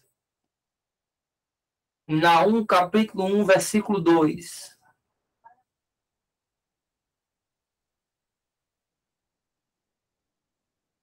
Olha que coisa forte. Naum, capítulo 1, versículo 2 diz assim: o Senhor é um Deus zeloso. Algumas traduções vão trazer a palavra ciumento. Outras vão trazer vingador, que não tolera outros deuses, que toma a vingança contra os seus adversários e guarda a ira ou executa a vingança contra os seus inimigos. Então, ele já começa dizendo: o Senhor Deus é um Deus o quê? Zeloso. Você precisa aprender que Deus é zeloso. Por quê, pastor? Porque ele zela pelo seu povo, ele zela pela igreja, ele zela pela sua palavra. Ele vai dizer a Jeremias: Jeremias, eu velo pela minha palavra para que se cumpra. Então, quer dizer que é o próprio Deus que tem zelo pela sua palavra. Se Deus tem zelo pela palavra dele, e agora vamos para a dinâmica, pessoal. Se Deus tem zelo pela palavra dele, olha, é por isso que eu digo que o nosso seminário, um dos pilares, ele é a prática vocacional, ele leva o aluno a amar a Deus. A gente está dentro da introdução à teologia, o conceito de estudar a teologia. Se Deus é um Deus zeloso, que zela pela sua palavra, e vocês, como pregadores, ministros, ensinadores, professores da palavra dele, sabendo que ele está zelando pela palavra dele, se vocês estão sendo negligentes com a palavra dele, vocês serão as pessoas que estão negligenciando a palavra dele, sabendo que ele está zelando pela palavra.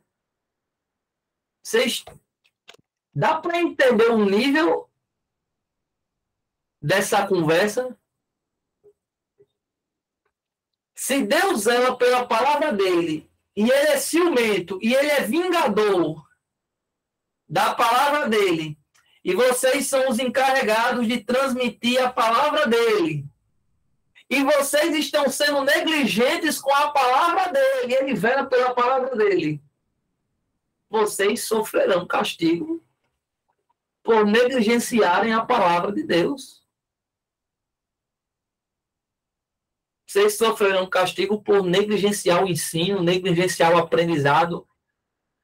Não é só o altar do Senhor, para vocês que já pregam na igreja, o altar do Senhor é santo. Não tem errinho pequeno. Ah, pastor, porque esse erro... Não tem erro pequeno.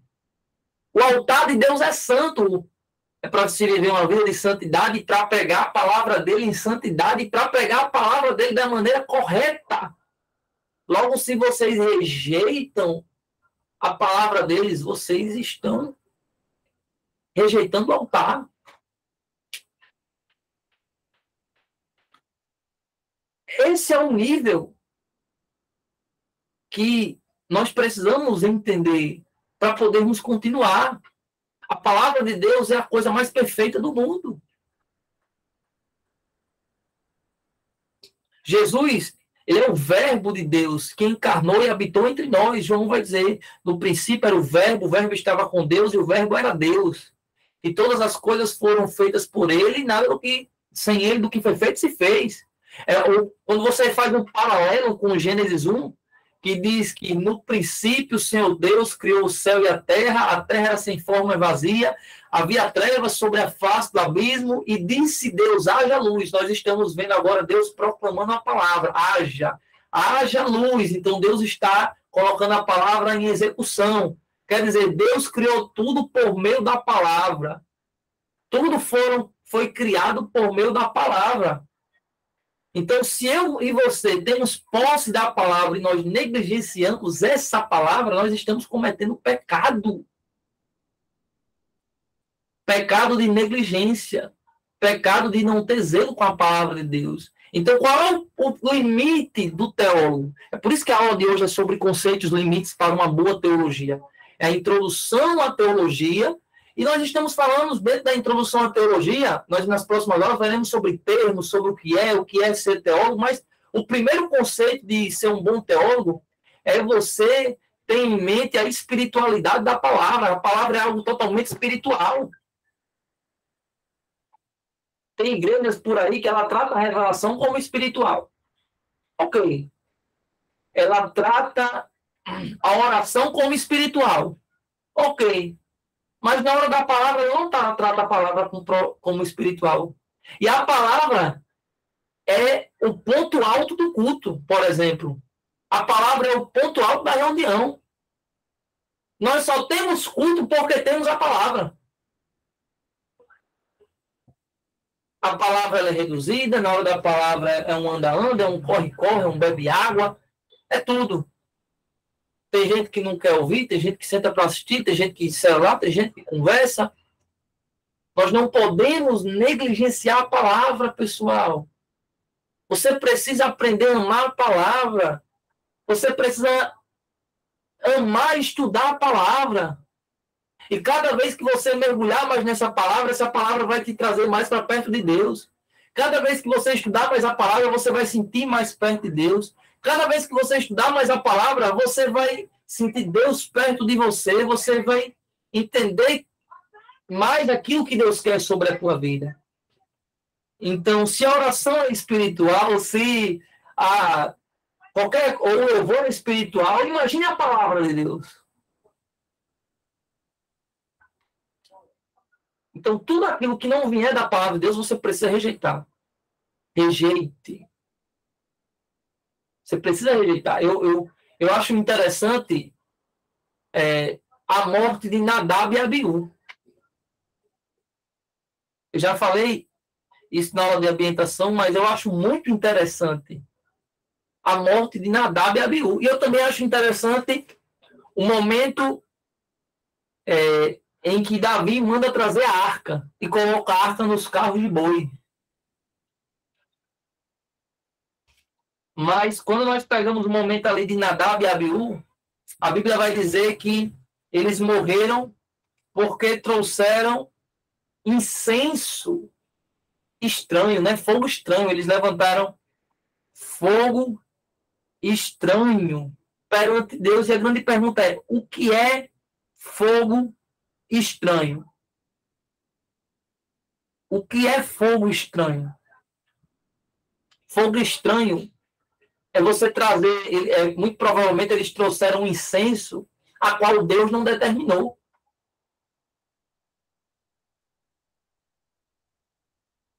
Porque Deus já tinha determinado o que eles teriam que fazer, qual incenso eles teriam que apresentar. Só que eles trazem um incenso diferente e põe fogo. Aí o fogo consome e Deus vai dizer, então Levítico 10, e Deus vai dizer, Nadab e Abiú, filhos de Arão, tomaram cada um seu incensário e puseram-lhe fogo e incenso sobre ele, trazendo fogo estranho perante o Senhor, contrariando aquilo que ele expressamente ordenara. Então, quer dizer, que Deus já tinha ordenado o incenso que Deus queria, Deus já tinha ordenado o fogo que Deus queria. Não é verdade? Só que Nadab e Abiú, eles vão trazer algo que Deus não ordenou. Tudo aquilo que Deus não ordenou é expressamente proibido. O que tem de gente fazendo que Deus não ordenou? O que tem gente fazendo que Deus não mandou? O que tem gente pregando que Deus não mandou? Aí o texto vai dizer, então saiu fogo da presença do Senhor e os consumiu, porque apresentaram fogo estranho. O que é fogo estranho? Não tiveram zelo com a palavra de Deus. Não fizeram o que Deus mandou, quis fazer do jeito deles. Você não pode servir a Deus do teu jeito. Você tem que servir a Deus do jeito que Deus mandou, do jeito que Deus ordenou. Qual é Um outro conceito limite para a boa teologia. Zelo. Tenha zelo com as escrituras, tenha zelo com a palavra, tenha zelo com a sua vida de oração. Não faça o que Deus não mandou. Não ensine a palavra de forma errada. E você só vai fazer isso se você tiver uma vida voltada às escrituras. Nós temos um episódio também de Davi, né, da arca, aonde a arca tomba dos carros de bois e, se eu não estiver errado, Usa, ele estende a mão e ele morre ali perante o Senhor.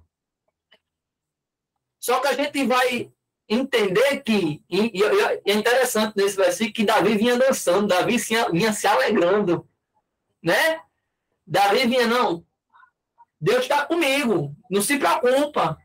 De repente acontece ali o ocorrido, Usa, ele quer segurar a arca para não deixar ela cair, mas quando ele toca, ele morre.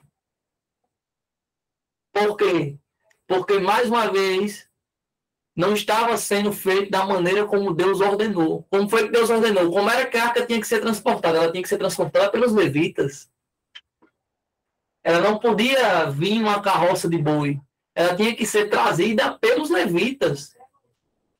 Então, quer dizer, Deus é mau por ter matado Uza? Não, ali quebraram a palavra de Deus. Mais uma vez, negligenciaram a palavra de Deus. E você negligenciar é rejeitar. Então, não negligenciem, pessoal. Há matérias que eu gosto muito dentro da teologia, que elas são matérias eletrizantes, que a gente gosta, que a gente fica feliz, a gente quer aprender sobre o assunto, né? Mas há matérias que elas são extremamente necessárias, e a introdução à teologia, ela é uma matéria extremamente necessária. Ela é uma matéria boa, ela é uma matéria espiritual, porque senão vocês vão fazer teologia de todo jeito. E o que tem gente aí vendendo teologia de todo jeito, porque se tornou um comércio, vendendo diploma, vendendo certificado, fazendo de tudo. O que tem de faculdade aí que você vai, ela ensina você a ser ateu, não ensina você nem a ser, ela rejeita a palavra. Tem gente que, o que mais tem hoje em dia é faculdade de teologia, é o produto do século. Mas ensina você a ser ateu, entrega diploma, vende diploma, ela só não ensina a palavra, ela não se preocupa com a palavra.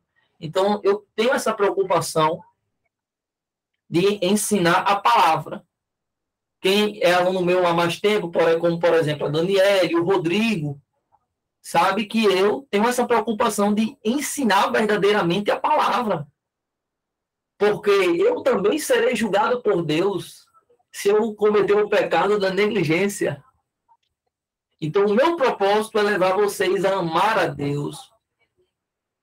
E, por último, para a gente passar para os debates, para um diálogo, é sabendo que eu queria falar algo sobre o que é ser um bacharel. O bacharel é um pesquisador. O teólogo em si, ele é um pesquisador. Então, você não pode ter preguiça de pesquisar. Aí eu gosto muito nessa área do Daniel, do Samuel. O Samuel é um caba forte aí, que é meu aluno também, e ele gosta muito de perguntar, de pesquisar. Ele está sempre pesquisando, estudando, querendo saber. Esse é o papel do teólogo. Ele está sempre querendo progredir, ele está sempre querendo aprender mais, ele está sempre querendo entender. Então, um bom teólogo, ele tem que estar sempre conversando sobre assuntos bíblicos, entendendo e tentando trazer o texto, e tentando conversar a respeito. Vocês precisam ter essa fome e sede de conhecimento bíblico, e de responder, e de conversar, e de entender, e de estar pesquisando, e de estar trazendo. Vocês não podem parar, estacionar. Vocês têm que estar sempre aprendendo, sempre buscando conhecimento. Então, eu já tenho, acho que 10 anos de estudo. Se eu tivesse parado, estava lá atrás. Mas eu estou sempre estudando, sempre aprendendo, sempre conhecendo, sempre lendo a palavra. Eu não me sento na cadeira e digo, eu sou teólogo. Não, eu estudo. Você precisa estudar. Eu quero aprender mais, eu quero conhecer mais, porque cada vez que eu aprendo mais, isso me leva a amar mais a Deus. Eu entendo como Deus é grande, como Deus é lindo, como Deus é maravilhoso, como sua palavra é perfeita. Eu não posso achar que eu já sei das coisas e parar. Eu preciso, como homem de Deus, como mulher de Deus, ser alguém que está sempre, como diz o Salmo 1, meditando de dia e de noite, de dia e de noite, de dia e de noite. Vê que ele não coloca um ponto final. Ele está sempre meditando de dia e de noite, de dia e de noite, de dia e de noite, de dia e de noite. Porque sempre tem gente com dúvida. Eu já estou ensinando essa parte aqui. Vou dar um exemplo. Não é um assunto da nossa aula. Quantos conseguem entender a Trindade? Pastor, eu entendo a Trindade. Se eu pedir para explicar, eu consigo explicar, pastor. Tem alguém aqui, pastor, eu entendo perfeitamente a Trindade. Se eu me trazer para explicar, eu explico. Tem alguém aí que consegue dar uma explicação bíblica plausível? Pessoal, não fiquem com vergonha, viu? O objetivo é justamente vocês interagirem. Tem alguém aí que consegue, pastor? Eu consigo. Alguns vão estar com vergonha, outros é porque não conseguem mesmo. E olha a necessidade disso, pessoal. Quantas heresias já se levantaram porque as pessoas não conseguem entender a doutrina da Trindade? Nós temos as Testemunhas de Jeová, seita. Nós temos a Igreja Adventista do Sétimo Dia, seita. Tem gente ainda assim, eu vou até fazer um adendo. Tem gente aí que não, irmão. O Adventista, eles são nossos irmãos. Não, eles são uma seita, pessoal. Eles dizem que Jesus é o Arcanjo Miguel. Eles são legalistas. Eles guardam o sábado. Eles dizem que comer carne de porco é pecado. Então, eles são uma seita, sim. Mas tem gente que acha que eles são irmãos. Não, eles não são irmãos, eles são uma seita. Testemunha de Jeová, eles não acreditam na Trindade. E eles acreditam que Jesus é um Deus menor do que o Pai. Então, eles diminuem a divindade de Cristo. Aí vocês, obreiros da verdade, que manejam bem a palavra da verdade, vai um testemunho de Jeová conversar com vocês. E eles querem aprender com vocês. E eles vão olhar para um monte de argumento mentiroso.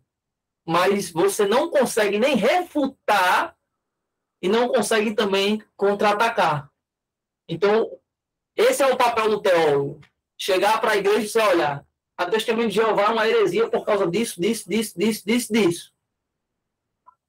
A palavra de Deus diz que isso. Por quê? Porque a Trindade existe. Nós temos João capítulo 1, nós temos João 8,58, nós temos Gênesis 1, nós temos Êxodo 3,11, nós temos todo o livro de João, nós temos o batismo de Cristo, que nós temos ali o Espírito Santo em forma de corpórea, nós temos ali a voz do alto do Pai, nós vemos Jesus sendo batizado. Então, nós temos um monte de versículos. Aí, os testemunhos já, por exemplo, vão dizer que o Espírito Santo não é uma pessoa, mas é apenas uma força corpórea. Mas nós temos lá, no Novo Testamento, dizendo que não entristeçais o Espírito Santo.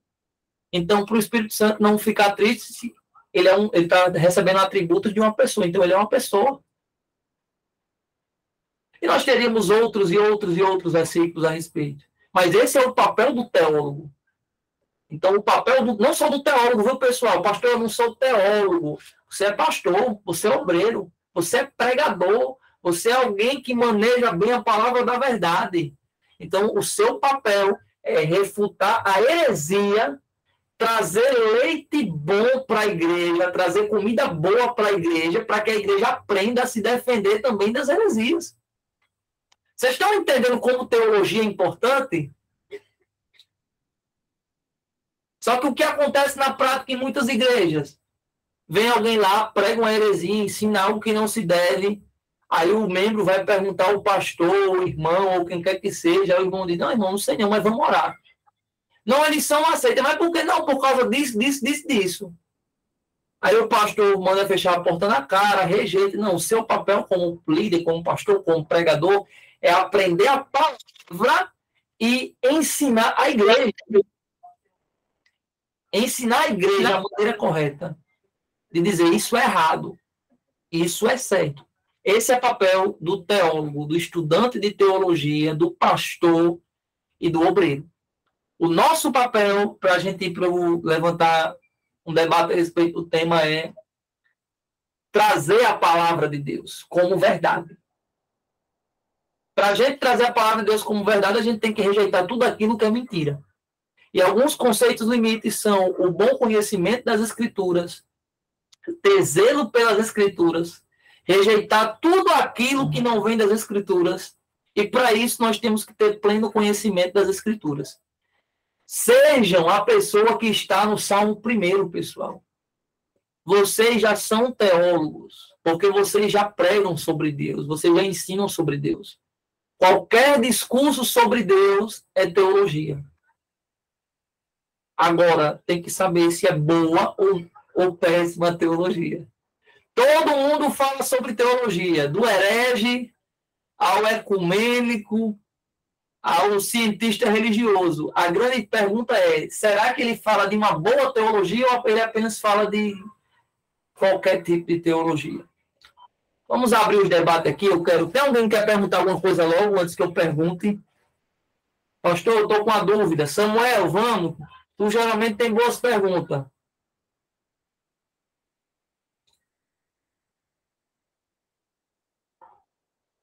Samuel? Acho que Samuel não está me ouvindo, não. Tem alguém que quer fazer alguma pergunta, pessoal? Levanta a mão, pastor, eu. Deixa eu abrir o microfone de vocês. Deixa eu ver aqui. Microfones. Glória a Deus. Todos com som ativado agora. Espera aí. Permitir que todos ativem o microfone. Pronto. Vocês podem ativar o microfone de vocês já, tá liberado. Tá todo mundo com vergonha? Eu, meu Jesus. Misericórdia. Alisson, bora, Alisson. Pergunte. Paz a todos. Paz, pastor. Amém. É porque estava muito barulho aqui. O senhor sabe, né? Estou naquele ambiente aqui. Mas eu estou com fone de ouvido, depois está bem. Absorvi muita coisa. Quando o senhor estava ali falando a respeito da Trindade, uma maneira mais resumida, pastor. Bem mais claro. Resumida da Trindade. Isso.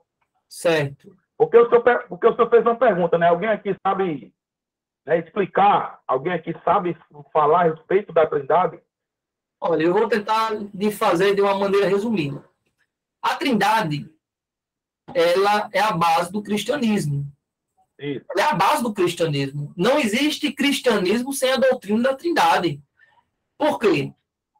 Porque na doutrina da Trindade nós tratamos que o Pai é Deus, o Filho é Deus e o Espírito Santo é Deus. Nós temos 3 pessoas distintas que todas elas se declaram Deus. Então, Jesus é Deus, mas Jesus não é o Pai.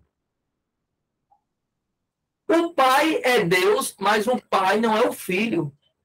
E o Espírito Santo é Deus, mas o Espírito Santo nem é o Pai, nem é o Filho. Aí nós temos 3 deuses? Não. Nós temos um Deus em 3 pessoas distintas. Nós temos um Deus em 3 pessoas distintas. Quantos deuses existem? Um. Se você disser, por exemplo, que são 3 deuses diferentes, isso é um triteísmo, isso é uma heresia. Se você dizer que o Pai é o Filho e o Pai veio primeiro com Deus, é o Pai que veio como Pai, depois veio como Filho, depois veio como Espírito Santo, isso também é outra heresia. Então, é uma doutrina que muita gente já debateu durante a história. A afirmação bíblica é que o Pai não é o Filho. Por exemplo, quando nós temos ali o batismo de Cristo, nós temos a voz que vem do alto, esse que é meu filho amado, em quem me comprazo, nós temos o Espírito Santo descendo em forma corpórea, na forma de uma pomba, e nós temos Jesus. Então, nós temos 3 pessoas distintas, 3 pessoas diferentes. E todas elas são Deus.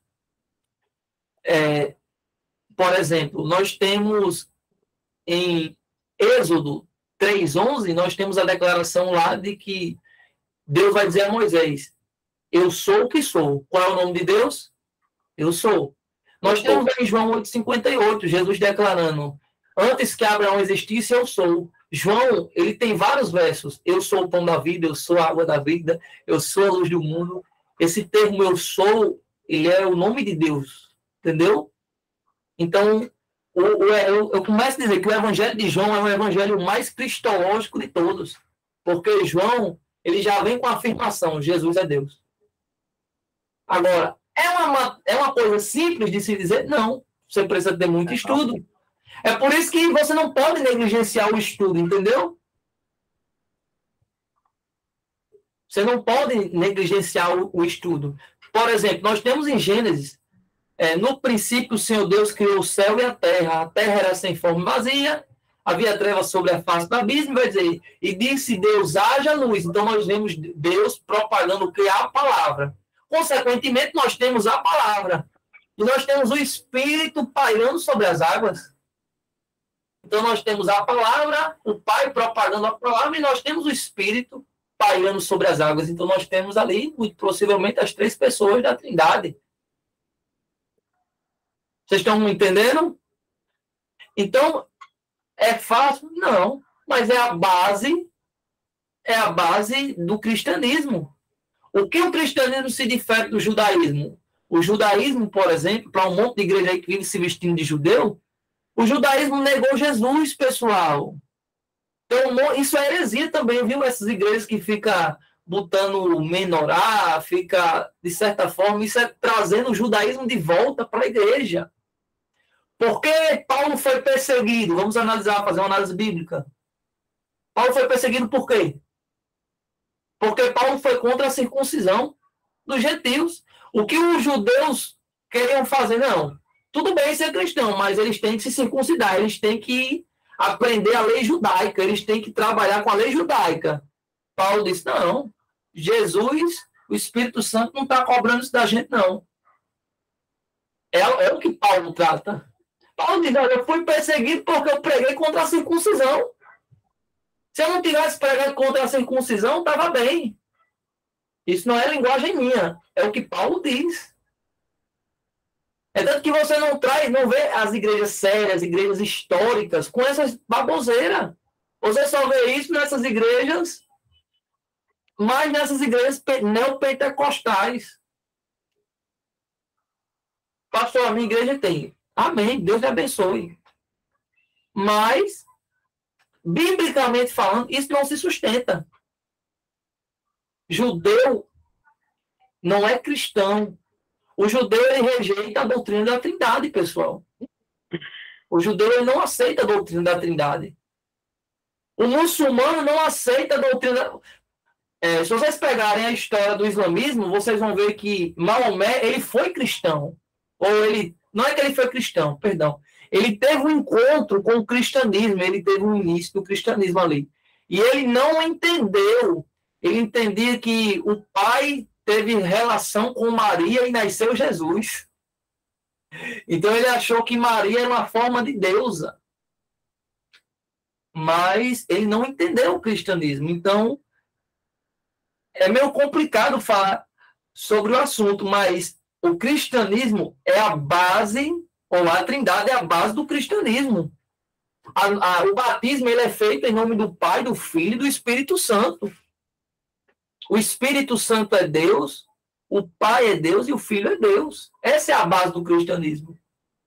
Agora, Deus é tão bom em sua graça e misericórdia que ele não deixou isso como uma doutrina fácil. É por isso que a gente precisa estudar. Consegui responder sua pergunta? Mais uma pergunta de alguém? Olha, Alex tem uma pergunta. Fala, Alex. Eu tenho também, pastor, depois, viu? Tá bom. Tá dando para me ouvir bem aí, pastor? Tá, perfeitamente. Vocês gostaram da plataforma, pessoal? Tá todo mundo conseguindo estudar bem? Show de bola. Glória a Deus. Eu tô tão feliz por causa disso. Graças a Deus, boa noite para todos aí. Um pouco sobre a questão da Trindade, pastor.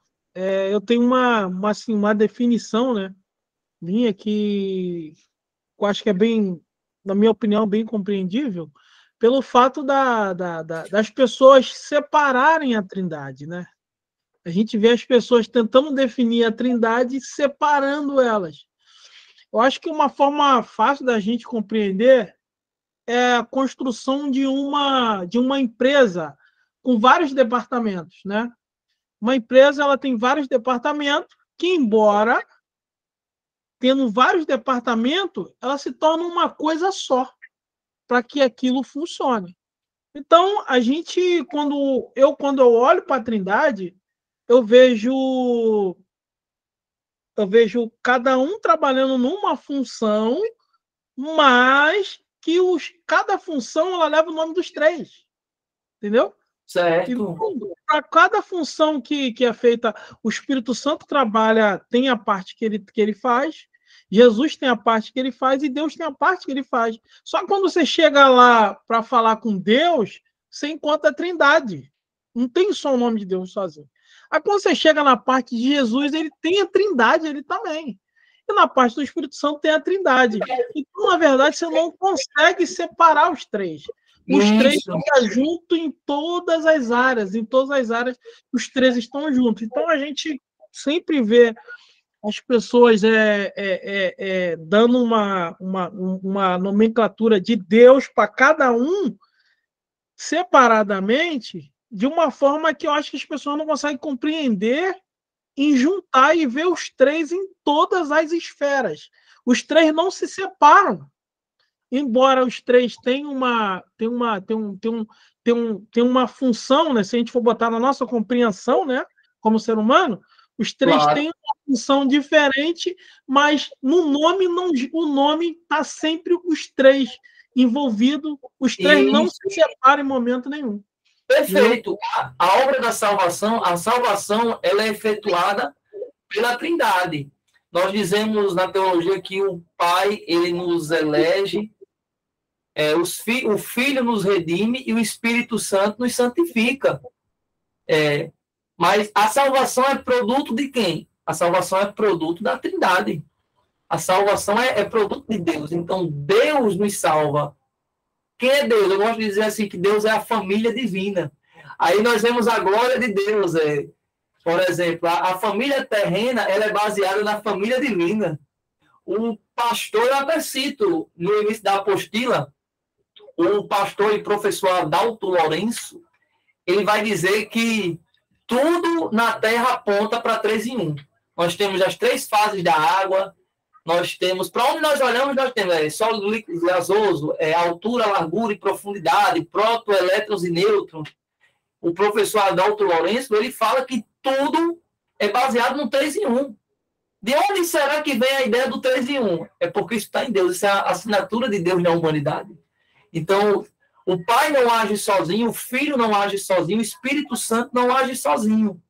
Todos trabalham em conjunto para a salvação do cristão, do servo de Deus. Amém? Rodrigo, pergunte. Pastor, pode ser eu.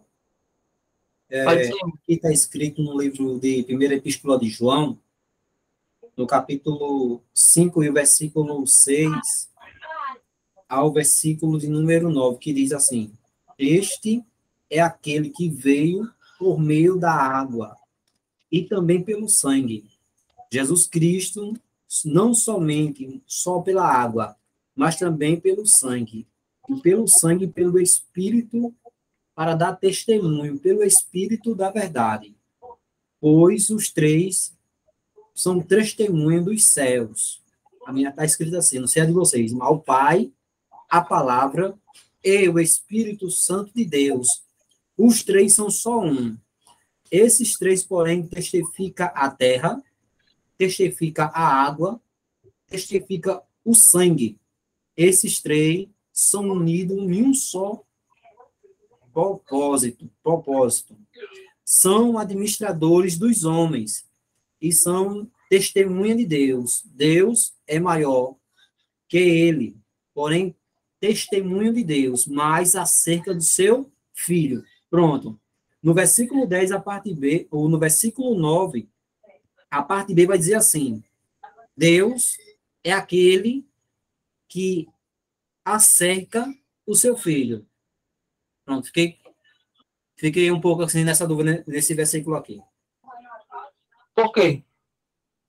Oi? Por que ficou em dúvida? Não, porque assim, os trem testificam o céu, Certo. não é isso? Mas Deus é aquele que acerca Certo. o seu filho. Isso quer dizer o quê? Eu já entendi. É porque nós chamamos isso na teologia de kenosis, o esvaziamento da glória de Cristo. Paulo vai tratar sobre isso. Então, Jesus é Deus? É. Mas Jesus, para ele vir à Terra, ele teve que fazer o quê? Se esvaziar da sua glória. E vamos ver Paulo falando sobre isso, por exemplo. Deixa eu abrir aqui minha Bíblia.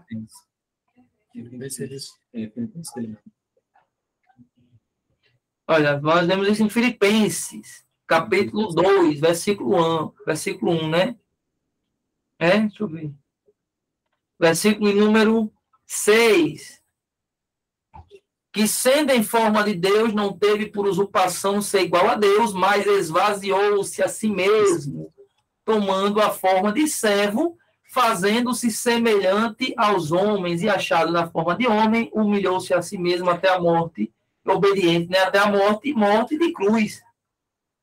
Então, nós temos aqui o esvaziamento de Cristo, né? Ele se esvaziou da sua glória. Mas o texto diz, ele sendo Deus, não usurpou ser igual a Deus. Quer dizer, Jesus precisou vir sem essa sua glória, feito um pouco abaixo dos anjos. O Salmo de número 2 vai falar um pouco sobre isso também. E nós temos lá, tu és meu filho amado e hoje eu te gerei, né? Nós temos essa passagem. Então, Jesus é gerado por Deus. Interessante que o texto não fala que ele é criado, né? Porque criado é a partir do nada. Gerado é de um material pré-existente. Mas é um bom debate. Vocês estão entendendo como a gente precisa ter conhecimento para ensinar sobre o tema? Vocês precisam, pessoal, ter esse conhecimento. E o meu dever aqui... Eu quero fazer uma pergunta ao senhor. Estava faltando ela. Eu acho que ela está se segurando. Não gosto de perguntar. Olha, Tá com vergonha mesmo. eu imaginando isso, olha, e nós precisamos ter esse conhecimento, pessoal, porque o pastor, olha, pessoal, isso é muito sério. O pastor é aquele que tira a dúvida das ovelhas. Eu falo muito que as pessoas hoje elas associam igreja a culto, né? Abre culto, fecha culto. Abre culto, fecha culto. Abre culto. Não. O papel do pastor é o ensinamento das Escrituras. Todos os versículos que nós lemos até agora só falam sobre ensinamento. Eu estou mentindo para vocês? Todos os versículos que nós lemos só falam o papel do pastor como ensinamento. Paulo diz a Timóteo como obreiro. Paulo fala sobre líderes que o povo amontoaria assim como comichão dos ouvidos. Então, nós só estamos falando do ensinamento das Escrituras. A Escritura ela foi feita para ser ensinada. E nós somos aqueles que devem ensinar. Inclusive, Jesus disse, ir e fazer o quê? Discípulos. Vocês têm a obrigação e o dever de fazerem discípulos. Todos vocês. Sejam pastores ou não pastores. Pastora Sara, pode perguntar. A paz do Senhor a todos. Rapaz, gostou da plataforma? Com certeza, ótima. Muito boa. Aula também maravilhosa. A Essa aí respeito... vai ficar gravada. Desculpa interromper, vai ficar gravado, vai ser lançado no YouTube. Para os que não assistiram, e se vocês quiserem recordar, e o rapaz do TI também vai colocar no site. Joia. Joia. A respeito ainda da Trindade, E uma coisa que eu estava aqui analisando, né? Pensando. Quando Elias ascendeu aos céus, eu estava me fazendo essa pergunta aqui junto com o Valmir. E a gente sabe que a Trindade, Deus ele é triuno, né? Como o senhor também já nos deu uma aula de Trindade, a gente tem mais ou menos um conceito bem pautado sobre a Trindade. E alguns chamaram Jesus de Elias. Fizeram a pergunta, ele é o Elias? E me veio a interrogação, né? Não sei se possa ser, mas eu quero lhe fazer essa pergunta. Uhum. Elias, quando ascendeu os céus, ele estava confirmando a Trindade? Isso é uma boa pergunta, acredita? Acredito. É uma boa pergunta. Eu nunca me perguntei isso. Eu acho que... Mas eu creio que não, pastora. Eu creio que não. Mas é uma boa pergunta. Eu nunca me perguntei isso. Quando Elias vai ao assunto aos céus, não tem muito a ver com isso, sabe? Mas nós temos, por exemplo, lá em Apocalipse, que principalmente aqueles que são dispensacionalistas, eles defendem a ideia de que tanto Elias como Moisés, eles vão ter que voltar, né? Principalmente para quem é dispensacionalista, que pensa dessa forma. Que ele, de fato, tem que ser Elias e Moisés que retornem. Então, respondendo dentro de uma perspectiva dispensacionalista, eu lhe diria que a ideia de Elias ir é justamente para Deus guardar ele da corrupção e trazê-lo novamente.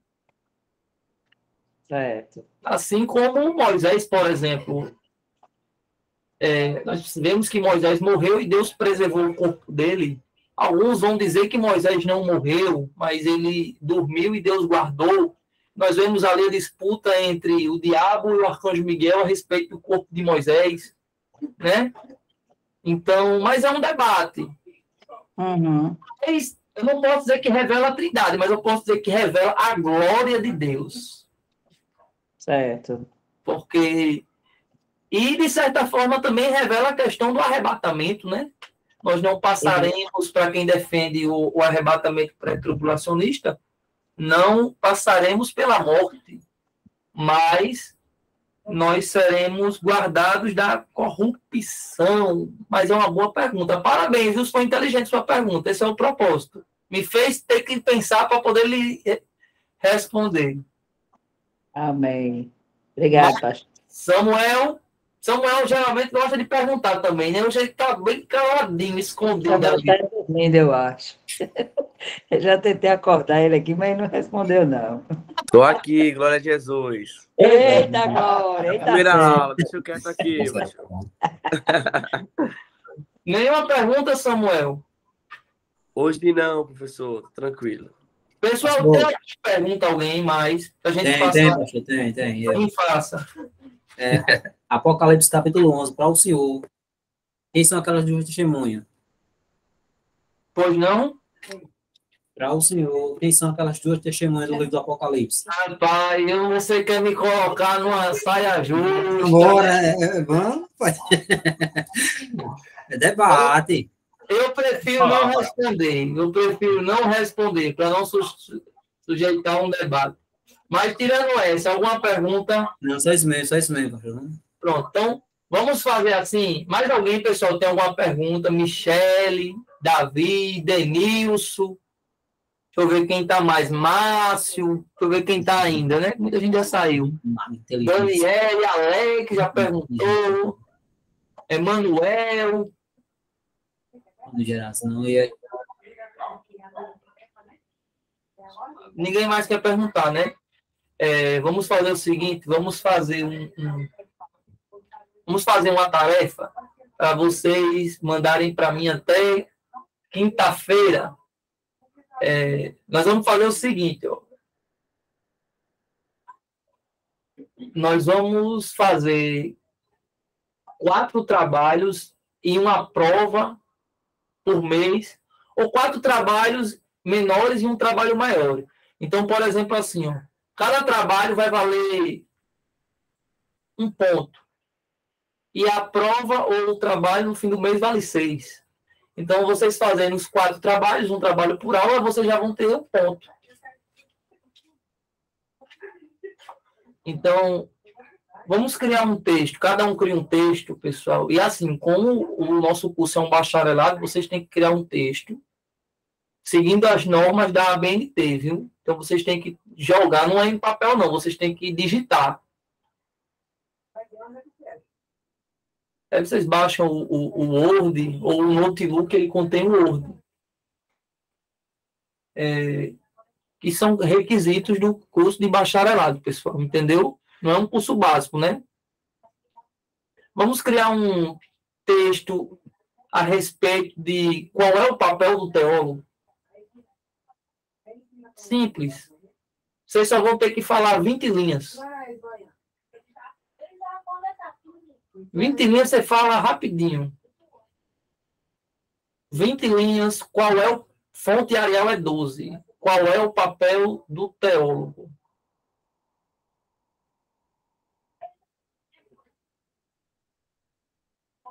Simples, simples, simples. Quem fizer ganha 1 ponto. Qual é o papel do teólogo? Agora vocês vão dizer com as palavras de vocês, viu? E sempre que fizerem um trabalho, citem passagens bíblicas.